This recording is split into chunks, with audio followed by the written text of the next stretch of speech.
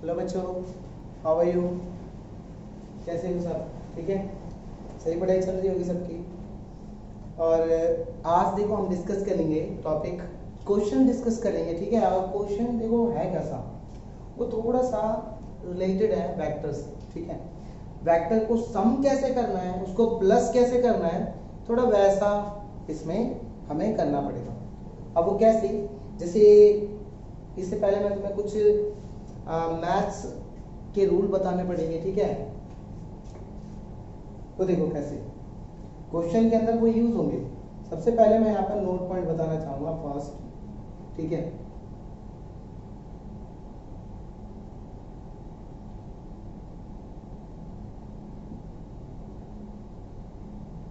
Equilateral triangle,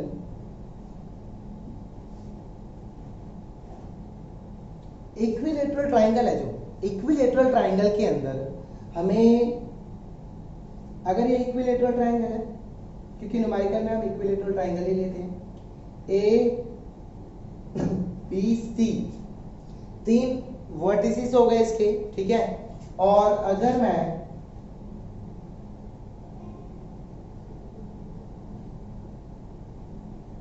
इन vertices से मैं median खींच दूं, इन वर्टिसेस से मैं अगर मीडियन खींच दूं तो ये क्या करेगा, बाइसेक्ट करेगा।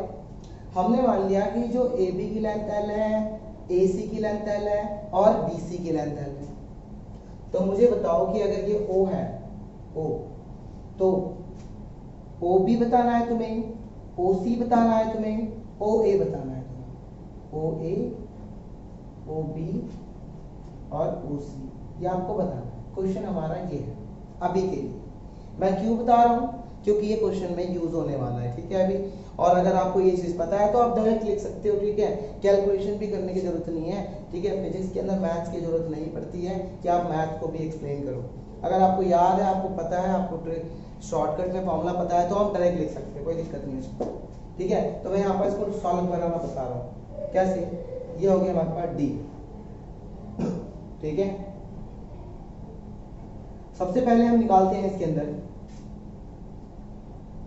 ए B square is equal to A D square D B square.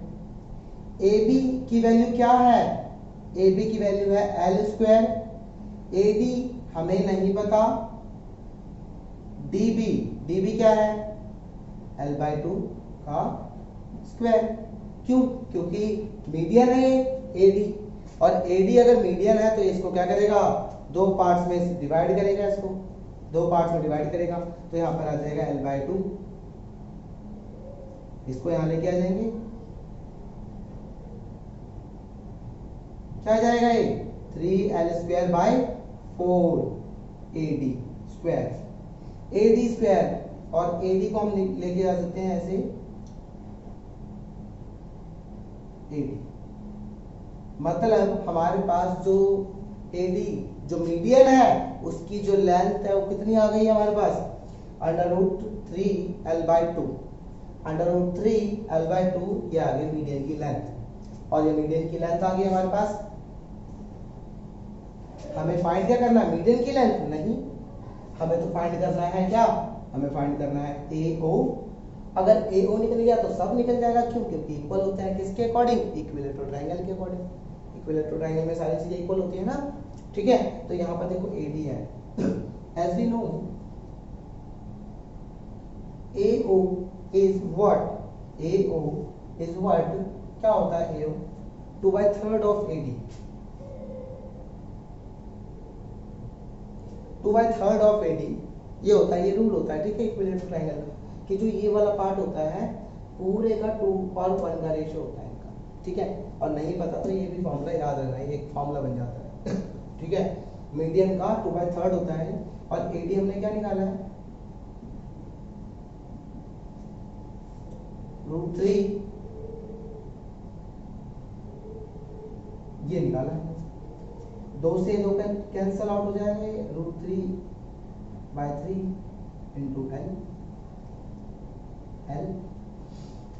ठीक है, हम इसे √3 से मल्टीप्लाई कर देते हैं और √3 से डिवाइड कर देते हैं।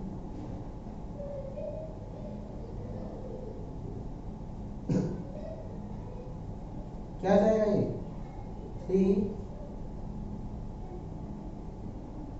3 से 3 कट गया,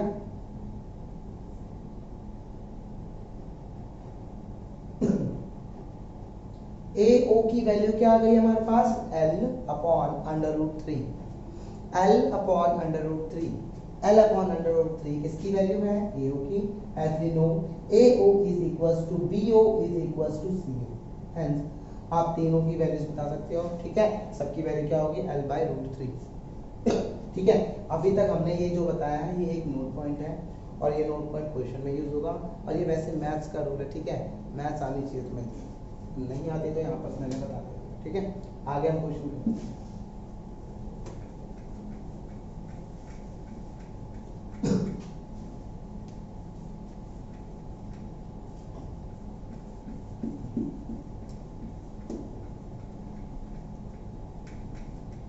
इस चीज को ध्यान रखना, AO is equals to BO is equals to CO is equals to L upon में √3, ये हमने क्या कर दिया फाइंड कर दिया जी, ठीक है।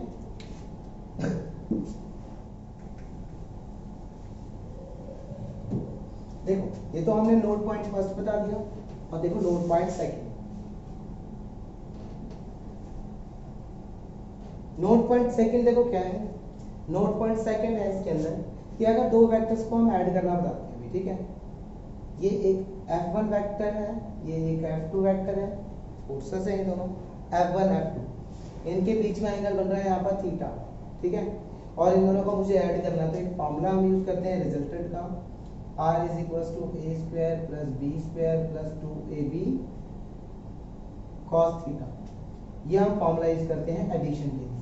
किसके एडिशन के लिए, दो वेक्टर्स के एडिशन के लिए हम ये फॉर्मूला यूज करते हैं, दो वेक्टर्स के। तो यहाँ पर फॉर्मूला क्या बन जाएगा F1²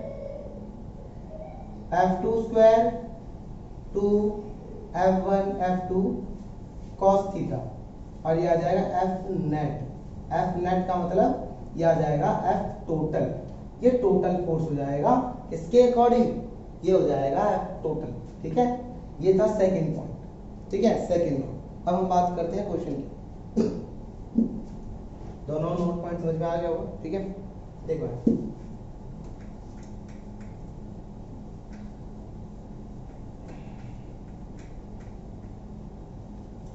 अब देखो क्वेश्चन क्या है, ये है क्वेश्चन एनसीईआरटी का एग्जांपल है, ये एनसीईआरटी एग्जांपल है ये 1.6, ठीक है। 1.6 एग्जांपल है और 1.6 क्वेश्चन के अंदर करना क्या है हमें, ठीक है। हमें देखो क्या करना है,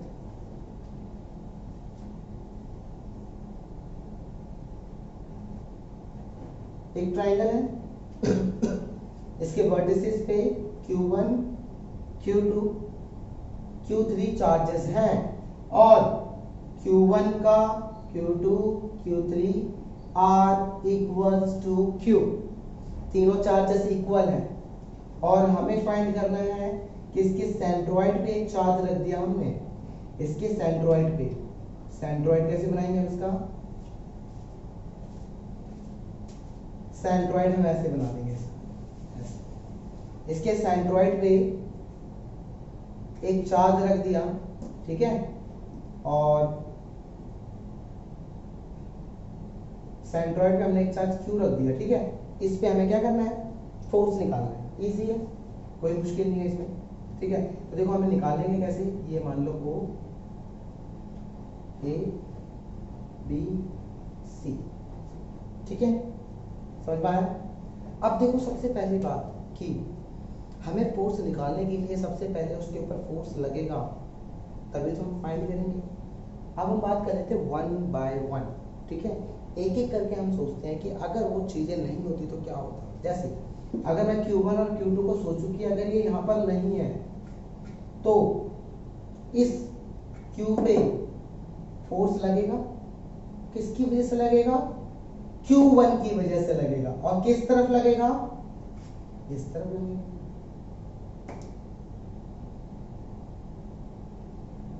नीचे की तरफ लगेगा फोर्स, ठीक।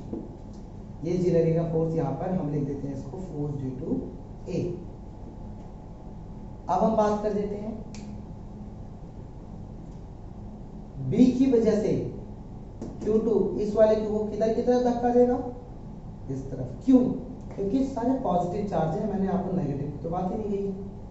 Force due to B. अब बताओ Q3 इस Q को किस तरफ धक्का देगा, इस तरफ धक्का देगा। Force due to C। समझ में आया? यहाँ पर तीन तरह के फोर्सेस हमें मिले, तीन डायरेक्शंस में। मतलब ये तीनों एक साथ मिलकर इस पे फोर्स लगा रहे हैं। वो इसको इधर धक्का दे रहा है, ठीक है, ये इसको इधर धक्का दे रहा है, और ये इसको इधर धक्का दे रहा है। तीनों कंबाइन से पुश कर रहे हैं। अब हमें देखना है कि क्या इनका रिजल्ट कैसा आएगा, वो अब हम देखते हैं। इनको हम प्लस करते हैं। सबसे पहले अगर मैं बात करूं फोर्स की, देखो यहाँ पर फोर्स ए की बात करते हैं, ठीक है। ए क्या हो जाएगा, के, देखते रहना ध्यान से, के ए पे बात कर रहे हैं हम, ए ये रहा, एक चार्ज Q1, फोर्स किस पे लग रहा है, इस पे, क्योंकि एफ ए किन दोनों का रिजल्ट है, इन दोनों का, ठीक है, इसका और इसका, एफ के Q1 Q, और हमें पता है कि Q1 Q2 Q3 किसके इक्वल है,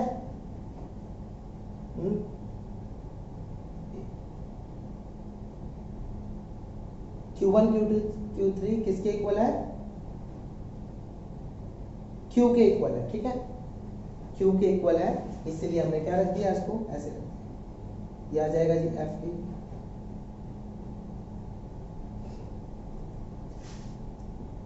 नाउ एफ बी बताओ, के बी का है, इन दोनों को मतलब सोचा कि यहाँ पर नहीं है, इसके और इसके बीच में फोर्स लगेगा, के Q2 Q upon BO square. BO Q2 की वैल्यू क्या हो जाएगी, के Q upon BO square. Similarly FC मैं इसे डायरेक्टली लिख देता हूं, के Q अपॉन CO स्क्वायर। एक रिजल्ट हमें मिल रहा है, फर्स्ट सेकंड और ये थर्ड, फर्स्ट सेकंड और third from equation first second and third we get force A is equals to force B is equals to force C is equals to K, मतलब common है, ठीक है, इसको देखने की जरूरत नहीं है, ठीक है, एक ही बात है। A B AO BO CO इसकी वैल्यू भी बता दी हमने, L अपॉन अंडर रूट 3। तो ये तीनों फोर्सेस इक्वल हैं, which can be write as F FE is equals to FB is equals to FC is equals to F, ठीक है। तो यहाँ पर हमने ये देखा कि ये दोनों फोर्सेस इक्वल हैं, ठीक है। अगर ये फोर्सेस इक्वल हैं तो मैं इसको ऐसे लिख सकता हूँ, यहाँ पर अगर मैं डायग्राम बनाऊँ तो एक ऐसे, एक ऐसे, एक ऐसे, ये F है, ये F और ये F है। F है, F और F, एंगल बताओ उनके बीच में कितना है, 360 को डिवाइड कर दो 3 से, कितना आ जाएगा 120। तो हर किसी के बीच में एंगल कितना हो गया, 120, 120 और 120, ठीक है। क्वेश्चन ज़्यादा मुश्किल नहीं है, समझने वाली बात है कि मैं इतना बड़ा बता रहा हूँ, लेकिन मैं एक एक पॉइंट करके बता रहा हूँ, ठीक है, ताकि तुम्हें हर स्टेप समझ में आ जाए, ठीक है। करने का तो तुम यहीं पर खत्म हो जाता है, क्वेश्चन के अंदर देखते ही पता लग जाता है कि ये सारी चीज़ें क्या है, इक्वल है, आंसर इसका 0 आ जाएगा, ठीक है। लेकिन हम देखते हैं, इसको करके देखते हैं। सबसे पहले FC ये है और FB ये था और FA ये था, ठीक है। अगर हमने FC और FB का रिजल्टेंट निकाला, हमें तो ये पता लग गया,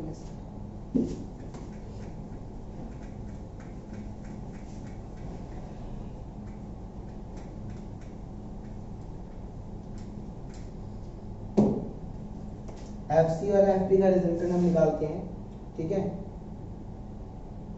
F C square F B square cos 120, F1 मान लेते हैं इसको, ठीक है, ठीक है, F1 मान लेते हैं इसको, 1 मान लेते हैं, ठीक है। इसको हमने प्लस करा तो ये आ जाएगा, प्लस को हमने 1 मान लिया। हमें पता है जी एफ सी किसके इक्वल है, F, ये भी किसके इक्वल है, F2 F cos 120 कितना होता है, -1/2, ठीक है, cos 120 -1/2 होता है। मैथ्स है, देख लेना। 2f स्क्वायर प्लस, यहाँ पर माइनस आ जाएगा, बाहर माइनस आ जाएगा तो क्या बच जाएगा, यहाँ पर -f स्क्वायर, क्या बन गया फिर ये f स्क्वायर, इसका रिजल्ट मतलब f1 is equal to f। That means what, कि इन दोनों को जब मैंने प्लस करा, इन दोनों को जब मैंने प्लस करा तो जो इसका रिजल्ट आया है f1 किसके इक्वल आ गया है, वो f के इक्वल आ गया। और हमें पता है कि f और f का अगर मैं रिजल्टेंट निकालता हूँ which is what at 180 degree then the result is what, 0. Now the resultant between f1 and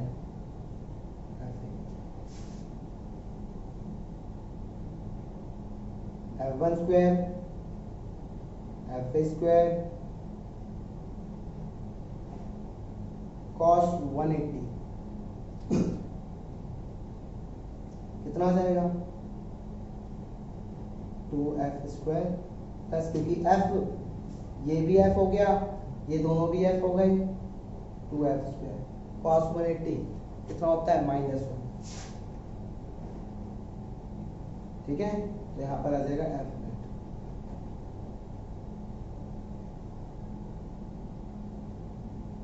f net कितना आ गया,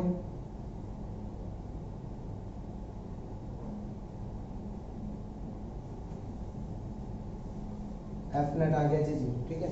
इस क्वेश्चन को इतना करने की तो जरूरत ही नहीं, ठीक है।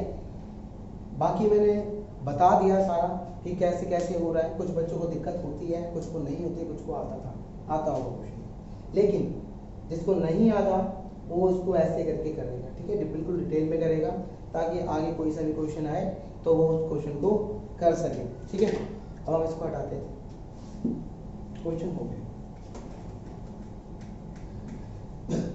अगर यहाँ पर वैल्यूज दे देता तो हमें जरूरत पड़ती कि हाँ हम फाइंड कैसे करेंगे, डायरेक्ट आप L/√3 फाइंड यूज करोगे, ठीक है, कैलकुलेशन करने नहीं बैठोगे वहां पर।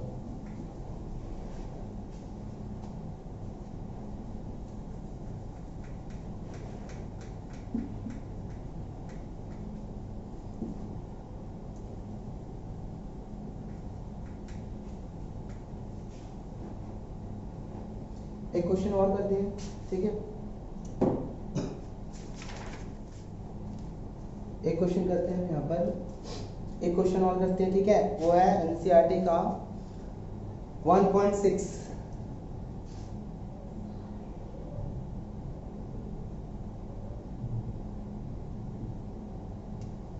एनसीईआरटी का क्वेश्चन है वो 1.6, ठीक है।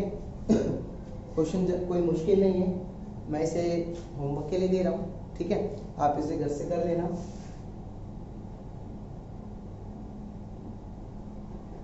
इसे घर से कर लेना, ठीक है। बाकी मैं क्वेश्चन समझा देता हूँ। क्वेश्चन क्या है, 4 point charges 1, 2, 3 and 4 are located at the corner of a ABCD.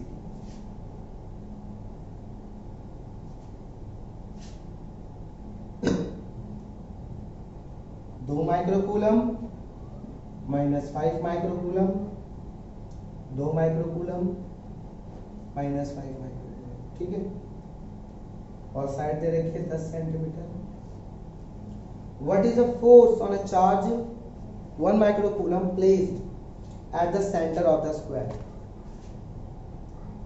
Centre पे एक चार्ज रखते हैं यहाँ पर 1 माइक्रोकूलम, तो इस पे फोर्स बताना है।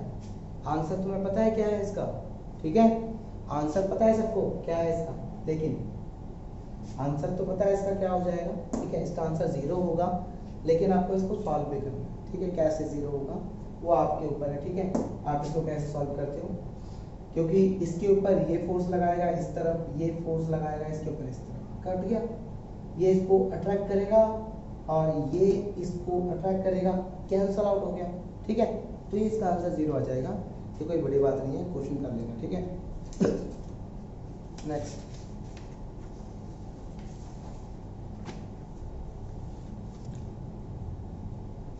नेक्स्ट देखो यहाँ पर क्वेश्चन 3 चार्जेस, ये है एनसीईआरटी का example.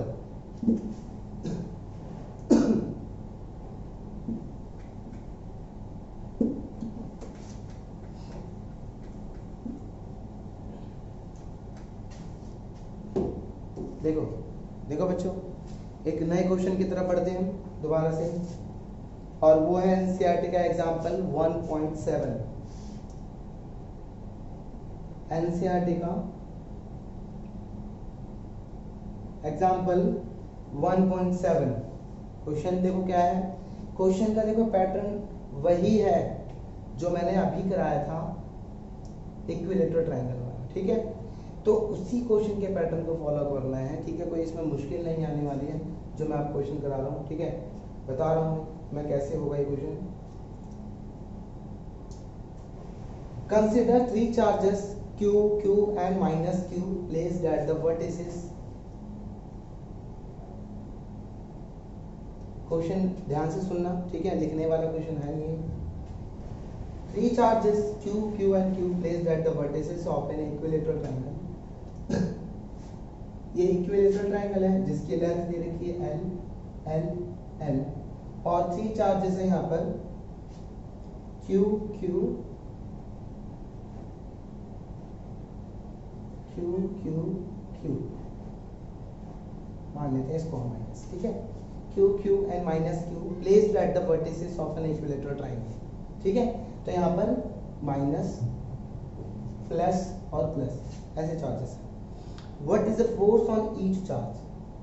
What is the force on each charge? हर एक चार्ज पे फोर्स बताना है तुम्हें, ठीक है, अब देखो कैसे करेंगे इसको, इजी है, देखो ध्यान से, अगर मैं बात करूं force on charge, force on charge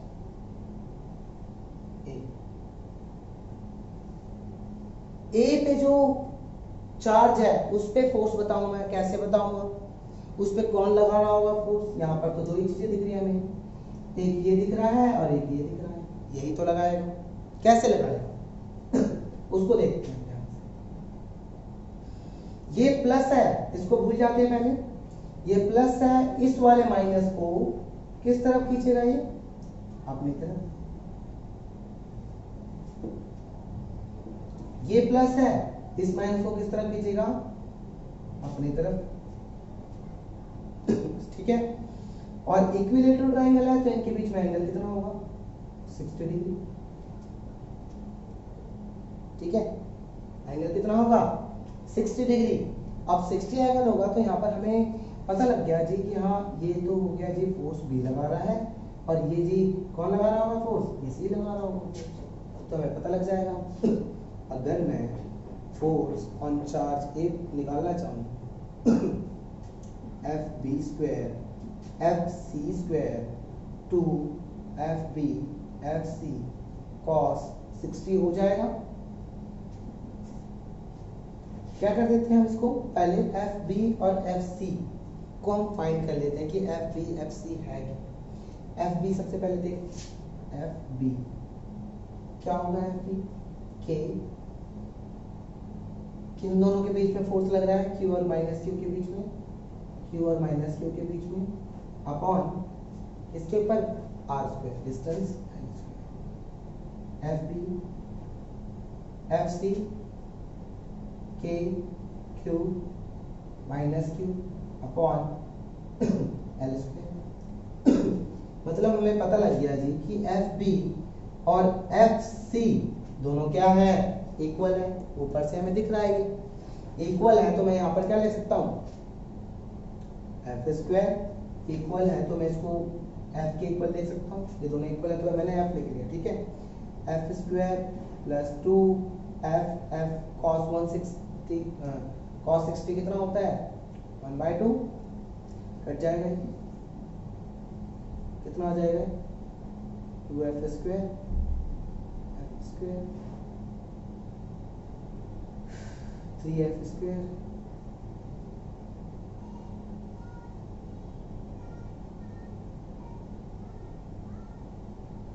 F मिनट आ गया हमारे पास इतना, ठीक है।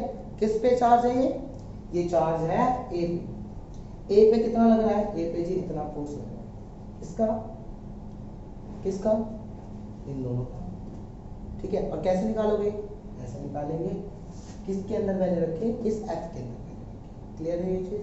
अब यहाँ पर अगर एफ के अंदर वैल्यूज रखेंगे तो तुम्हें पता है इनकी वैल्यूज गिवन नहीं है, क्वेश्चन में नहीं दे रखी वैल्यूज, ठीक है। तो यहाँ पर आपको ऐसे छोड़ देना है, ये आपका आंसर हो गया। अब यही आंसर सेम ऐसे ही करें, इसको भी वैसे ही करेंगे, इसको भी वैसे ही करेंगे, और आपका क्वेश्चन ये सॉल्व हो जाता है, ठीक है। इसके अंदर यही करना था। अच्छा क्वेश्चन, ठीक है।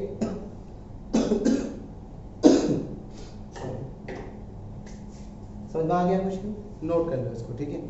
आगे बढ़ते हैं नेक्स्ट क्वेश्चन की।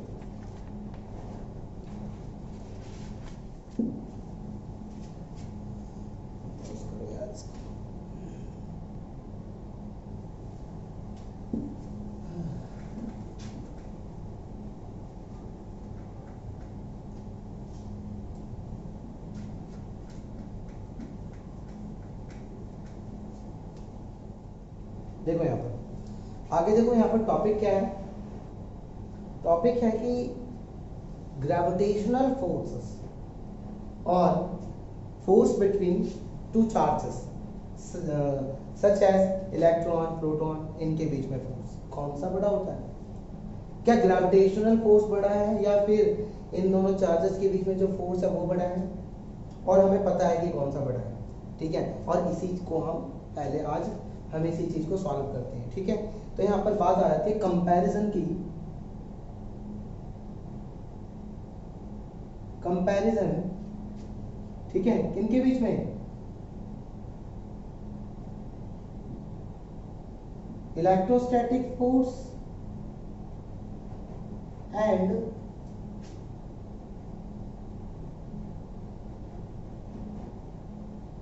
ग्रेविटेशनल फोर्स, इनके बीच में कंपैरिजन की हम बात कर देते हैं, ठीक है।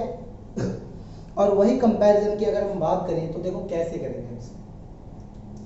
अगर मैं यहां पर बात कर देता हूं the force between electron and proton, क्या एफ, इलेक्ट्रोस्टैट फोर्स की अगर हम बात करें तो इलेक्ट्रोस्टैट फोर्स को मैं ई से लिख रहा हूं, ठीक है, के E minus C upon are, ठीक है। ये एक का हो गया माइनस का इलेक्ट्रॉन और ये प्लस का हो गया वो proton.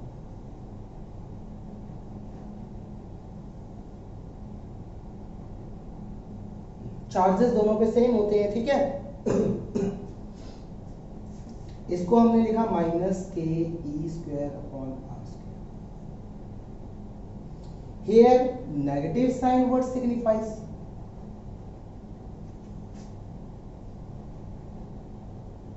negative sign what signifies the attractive nature, what negative sign signifies the attractive nature,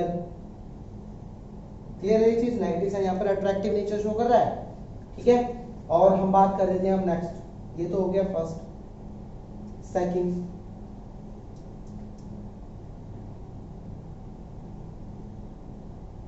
force between mass of proton and mass of electron, that means what, gravitational force, ये आ जाएगा जी electrostatic force,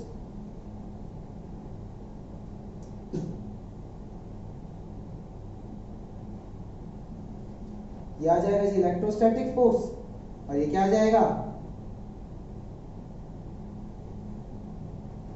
ये आ जाएगा gravitational force. ठीक है, अब हम बात कर लेते हैं इनके बीच में फोर्स कैसे लिखोगे। फोर्स का फॉर्मूला क्या होता है, ठीक है। तो देखो यहाँ पर हम बात कर लेते हैं यहाँ पर ग्रेविटेशनल फोर्स। तो फोर्स क्या होता है, force between mass of proton and the mass of electron.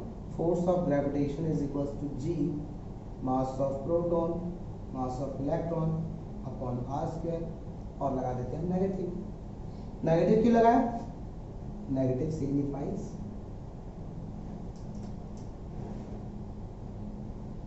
Shows what, क्या शो करता है ये, negative sign shows attractive nature, attractive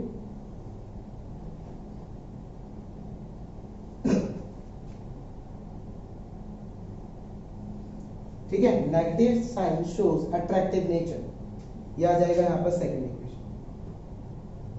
दोनों को हम डिवाइड कर देते हैं,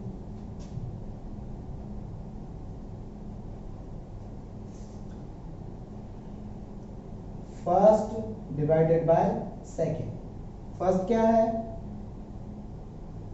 सेकंड क्या है, फर्स्ट देखो यहाँ पर minus K E square upon R square, और ये क्या हो जाएगा minus G mass of proton mass of electron upon R square. Cancel out हो जा रही है, मैं नेगेटिव से नेगेटिव, आर से आर, ठीक है। बचा क्या, K E square upon G M E, ठीक है। ये समझ में आ गया। हमें पता है के की वैल्यू क्या है, ई की वैल्यू क्या है, जी की वैल्यू क्या है, मास ऑफ इलेक्ट्रॉन क्या होता है 9.1 10⁻³ kg, ठीक है। तो ये सारा डाटा हो गया हमारे पास।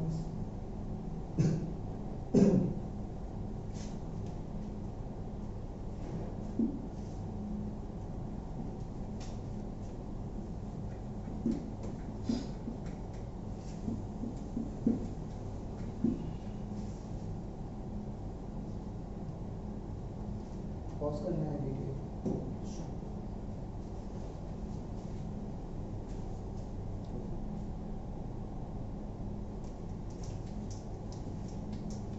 ठीक है, तो हम वैल्यूज प्लेस कर देते हैं। के क्या होता है 9 × 10⁻⁹ ई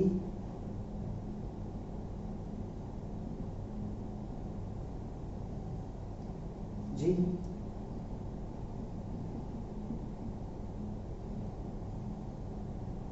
मास ऑफ प्रोटॉन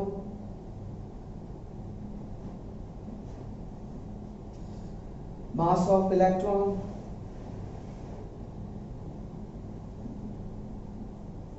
ये सारा जब हमने इसको सॉल्व कर लिया, ठीक है, जब हम इसको कैलकुलेट कर लेते हैं तो इसका आंसर बनेगा, ठीक है, इसका आंसर आ जाएगा,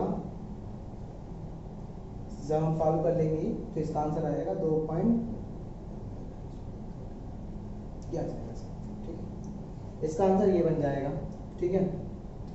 तो आप इसे कैलकुलेट करना और ये क्रॉस चेक कर लेना, ठीक है, इसको चेक करना आपका आंसर आ रहा है नहीं आ रहा, ठीक है। तो ये आंसर आ जाएगा इसका।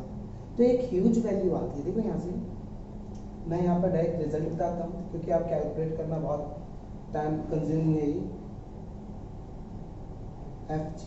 ये आया रेशियो, ये यूनिट के साथ नहीं लगेगा, यहाँ पर कोई यूनिट नहीं आने वाली। क्यों नहीं आने वाली यूनिट, क्योंकि यहाँ पर यूनिट इसलिए नहीं आएगी क्योंकि यहाँ पर यूनिट नहीं आने का मतलब क्या है कि डायमेंशन सेम होती है, फोर्सेस है ना, यूनिट नहीं आएगी, ये फोर्सेस है, डायमेंशन सेम है, इसलिए वो कट जाएंगे, ठीक है। तो अगर मैं बात करूँ फोर्स ई क्या जाएगा 2.27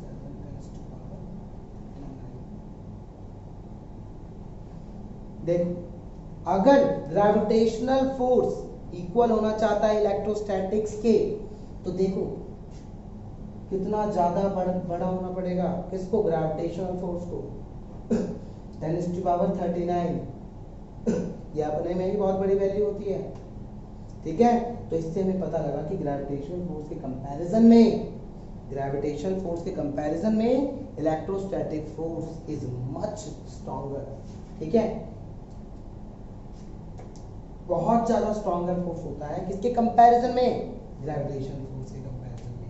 क्यों, कैसे पता लगा, क्योंकि इक्वल होने के लिए ग्रेविटेशन फोर्स को अपने आप से इसको मल्टीप्लाई करना पड़ेगा, और जो कि बहुत बड़ा नंबर है, ठीक है, 10⁻39। इसीलिए तो ये यहाँ तक का रिजल्ट, ये क्वेश्चन, ये टॉपिक भी खत्म होता है, ठीक है, ये टॉपिक। और इसके ऊपर एक क्वेश्चन है एनसीईआरटी का, और एनसीईआरटी का क्वेश्चन वो आपको करना है, ठीक है। इसके ऊपर ये टॉपिक खत्म पर एनसीईआरटी का एक क्वेश्चन है, ठीक है, और वो क्वेश्चन है यहाँ पर 1.3 एनसीईआरटी, ठीक है। वो क्वेश्चन मैंने करा दिया क्योंकि उस क्वेश्चन में यही चीजें पूछी हुई है, ठीक है, उस क्वेश्चन में यही चीजें पूछी है। तो आप इस क्वेश्चन को भी एक बार देख लेना, ये क्वेश्चन हो गया, ठीक है, समझ में आया, okay ji.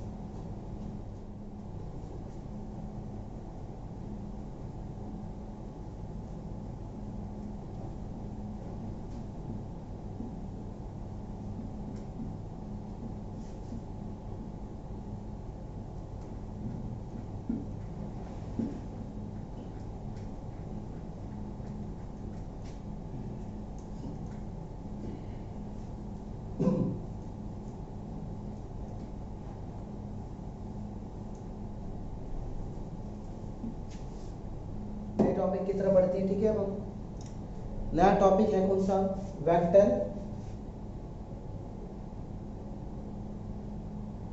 Form of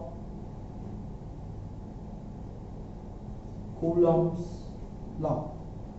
vector form of Coulomb's law, ये है टॉपिक, ठीक है। अब देखो इस टॉपिक में हमें करना क्या है, आसान टॉपिक है, ज्यादा कोई मुश्किल नहीं है इसमें, ठीक है, इजी टॉपिक है ये भी। और देखो इसे कराने से पहले मैं एक चीज बताता हूँ तुम्हें। कोई भी बॉडी है, फॉर एग्जांपल ये एक चार्ज है, ये एक चार्ज Q1 है, ये एक चार्ज Q2 है, इसके बीच में डिस्टेंस क्या है, R डिस्टेंस है, ठीक है। इसके बीच में डिस्टेंस क्या है, R डिस्टेंस है। ये चार्ज इस पे फोर्स लगाएगा तो मैं इसको ऐसे लिख सकता हूं, जी हाँ, फोर्स 2-1।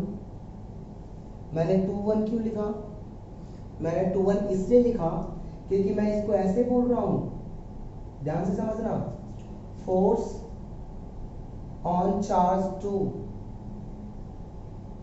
बाय 1, ठीक है। मैं एक बार और रिपीट कर रहा हूं कि फोर्स 2 पे लग रहा है चार्ज 1 की वजह से, फोर्स ऑन चार्ज 2 बाय 1, ठीक है। तो F2 1 हमने लिखा फोर्स ऑन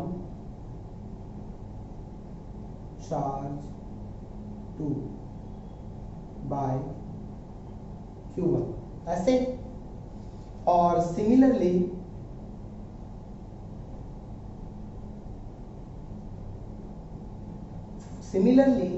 इसने इसके ऊपर लगा दिया फोर्स, इसने इसके ऊपर लगा दिया फोर्स, तो आ जाएगा यहां पर क्या,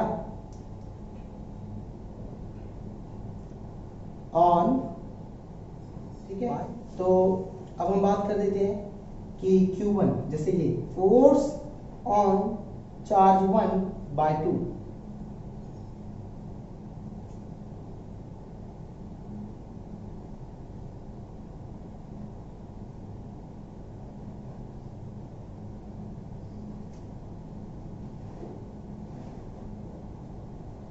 Q2, ठीक है, बस इतना सा था, ठीक है, समझ में आ गया। अब हम इक्वेशन लिख देते हैं। इक्वेशन होगी कैसी, देखो इक्वेशन देखो, अगर मैं F12 लिखता हूं, F12 K Q1 Q2 upon R, एक यूनिट वेक्टर आता है इसके साथ, और यूनिट वेक्टर ये बताता है कि जो ये फोर्स है, जो ये फोर्स है वो किस तरफ से आ रहा है, लग किस तरफ से रहा है, वो लग रहा है 2 से 1 की तरफ। किस तरफ से लग रहा है वो, 2 से 1 की तरफ। समझ में? अगर 1 2 इस तरफ है तो आ किधर से रहा है, वो इधर से आ रहा है। ठीक है, और ऐसी अगर मैं लिख देता हूँ F21,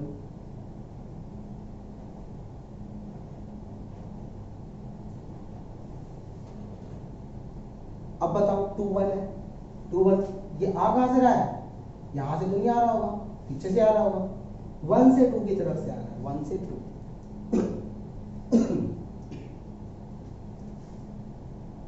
समझ आ गया?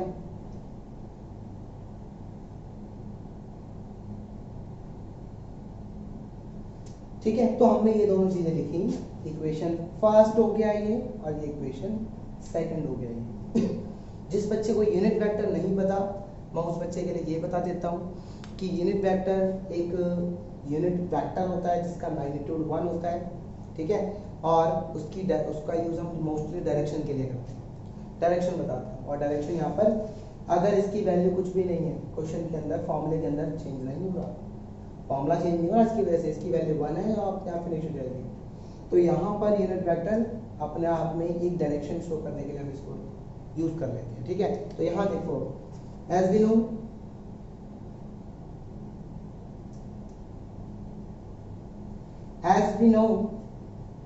these are what as we know these two vectors are in opposite direction, hence one will get negative, एक क्या हो जाएगा, नेगेटिव हो जाएगा। now F21 is equals to F21, now F12 is equals to Q1 Q2 R square, R21 की जगह मैं क्या रख सकता हूं, माइनस R12, और यहां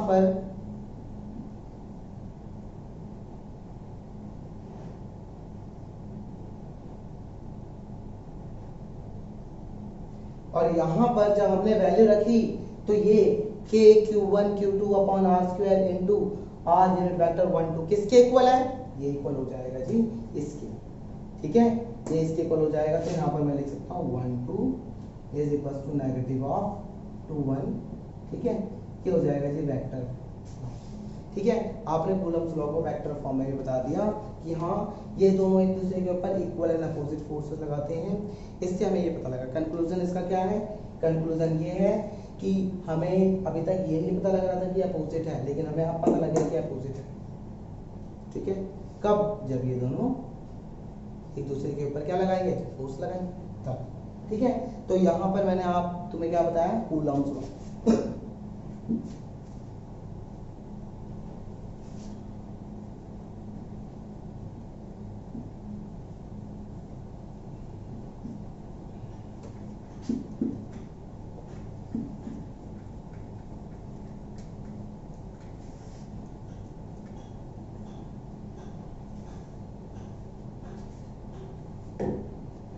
ठीक है बच्चों, तो मैंने आप कूलम्ब्स लॉ करा दिया वेक्टर फॉर्म में। नेक्स्ट लेक्चर में मैं कराऊंगा इलेक्ट्रिक फील्ड। इलेक्ट्रिक फील्ड एक बेहतरीन कंसेप्ट है, ठीक है, बहुत अच्छा कंसेप्ट है, और उसको जब मैं कराऊंगा तो तुम्हें मतलब क्लियर हो जाएंगी सारी चीज़ें। ठीक है, कि कहीं भी कोई भी प्रॉब्लम नहीं होगी।